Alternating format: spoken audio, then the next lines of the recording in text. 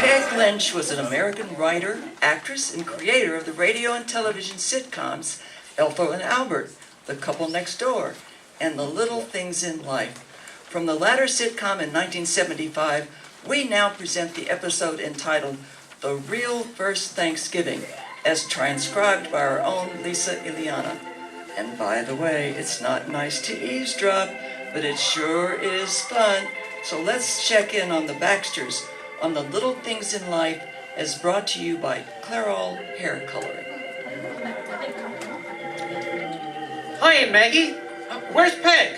Oh boy, that turkey smells really good. I just basted it. Peg went down to the store to get some heavy cream for the pumpkin pie. But I don't like whipped cream. Pumpkin pie isn't pumpkin pie without whipped cream. But I prefer mince pie myself. Oh, here comes Peg. It looks like she's borrowed some chairs. And guess who she's borrowed them from? He's helping her get them out of the car. Is it Maynard? Oh my goodness, I look a mess in this apron and with this house dress. Leave it on. It looks like Thanksgiving, watching you bustling about in the kitchen. Careful, Maynard. The steps are slippery. We put salt down, but it's so cold out it hasn't done much good. Yes, I wouldn't want to fall down. Guess he was nice enough to lend us some extra chairs for today. You look nice. Hello, Maynard. Oh, I look terrible. But you look great to me. Just the way you should look on Thanksgiving morning. You can just put those chairs in the dining room, Maynard. Close the door, please. We don't want to let in the cold air. Peg, let me take those groceries for you. Where are you spending Thanksgiving this year, Maynard? Well, I hadn't made any plans. You weren't planning on eating by yourself, were you? No, I thought I'd take in a movie. Oh, no, you should eat with us. There's plenty of food, for goodness sake. Yes, Maynard, have dinner with us. It would be wonderful to have you at our table. That's awfully nice of you, but holidays are for family. But now look, Maynard, you're going to eat with us, and that's that. It's just going to be the three of us, my folks, and my Aunt Clara. In that case, I really like it. Oh, good, it's settled. Oh, Kenny, I almost forgot. I ran into Kenny Jr.'s Boy Scout master, and the Scouts are having a special get-together today at noon for Thanksgiving. You should go. I'm not going. My folks will be here, and my Aunt Clara. Honey, your folks won't be here till 2, and I told everyone dinner is at 3. I don't want anyone underfoot while I'm still mashing potatoes. Don't care. I still don't want to go. All the Scouts will be there, and the Scoutmaster said the meeting is in the largest schoolroom. Why are you telling me this? Oh, I have a sneaking feeling I don't want to know. All right, tell me. Well, Ralph Banning was supposed to give a little talk all about Thanksgiving, but... Don't tell me Ralph got sick. You guessed it. Came down with the flu or something. You don't just suddenly come down with the flu. All right. He made up a last-minute excuse to get out of it. I refuse to substitute. Wait, you already told the Scoutmaster I'd do it, didn't you? He can't find anyone else, dear. Why do you always volunteer my services without asking me? Because you never say no, and you're so good with children. You know what she did once, Maynard? She volunteered to give my blood to the Red Cross. Oh, you just have to give a little talk to the children about the first Thanksgiving. I don't know anything about the first Thanksgiving. I can't imagine talking about that. The Pilgrims invited the Indians to have turkey for dinner. There, takes about 3 seconds to say that.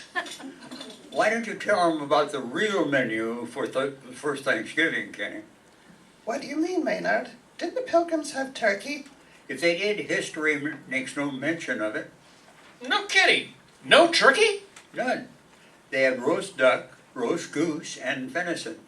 How do you know all this, Maynard? I wrote a theme paper on it when I was in the 8th grade. I got the information out of a book in the library, and the teacher said my paper was the best in the class. I've never heard the Pilgrims never had turkey. Oh, what else did the Pilgrims eat that first Thanksgiving? Kenny has to be at the Scout meeting at noon. The Pilgrims also had wheat bread, cornbread, cress and leeks, clams and other shellfish, and they had eels. Eels, my goodness. They ate wild plums and berries for dessert and washed it all down with grape wine. And no mention of a single turkey? Well, what about pumpkin pie? Captain Standish wrote a report on what they ate back then, and there's absolutely no mention of turkey or pumpkin pie. How disappointing. I'm happier thinking the Pilgrims had turkey and pumpkin pie. But Aunt Maggie, it's more interesting for the scouts to learn what the Pilgrims really ate. Well, why don't you take some notes, honey? Here's some paper and a pencil. What else do you remember, Maynard? Captain Standish shot 5 deer that year, and it was mighty lucky because 90 Indians showed up. Say, that's great. Peg, call the scoutmaster and tell him I'll do it. Well, I already told him you'd do it, honey. I'm sure you did. Okay, I'll make sure they hang on every word. This is delicious. Anyone for more turkey? Maggie, you ought to start a cooking show. Are there any more mashed potatoes? Isn't anyone going to listen to what a hit I was at the scout meeting today? All right now, everybody. Poor Kenny has been trying to talk since we sat down. So did you do your talk today about the first Thanksgiving? Yes, Aunt Clara. I told the scouts what everyone ate at the first Thanksgiving, and they were fascinated. I think I missed my true calling. I should have been a teacher. It's a wonderful feeling, knowing you're filling their little minds with knowledge. Oh, I don't know. I never had that feeling, Kenny. When I was teaching, it was sheer drudgery. It was all I could do just to keep their attention. Oh, goodness. Who could that be? Just a minute, Aunt Clara. Peg, I'll get the door. Oh, hello. Can I help you, stranger? You Kitty Baxter? That's me, all right. My name is Powers, and I thank you not to butt into the education of my son.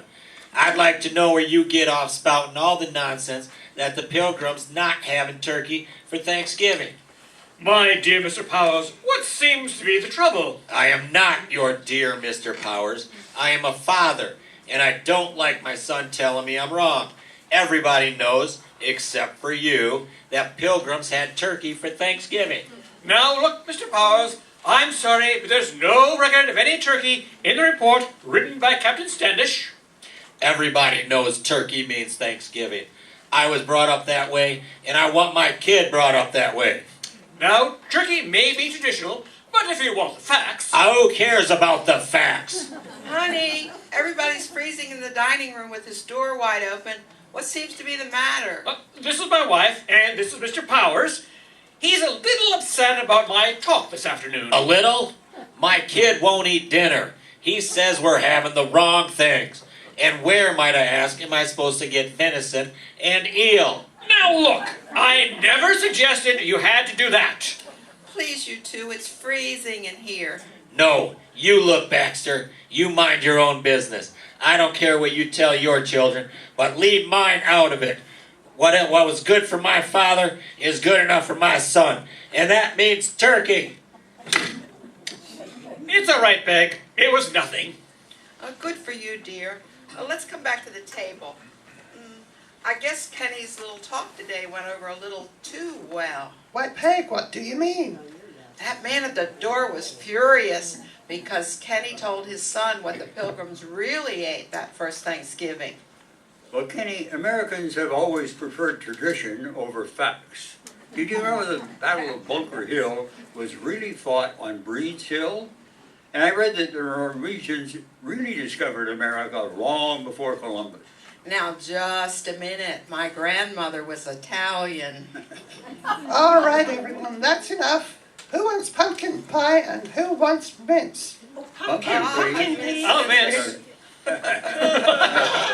On behalf of the Radio Playhouse, this is your announcer, hoping that everyone had a good Thanksgiving. And don't forget to buy Loving Care by Clairol. Clairol hair coloring is good for your hair. And now if we can have a round of applause for our cast.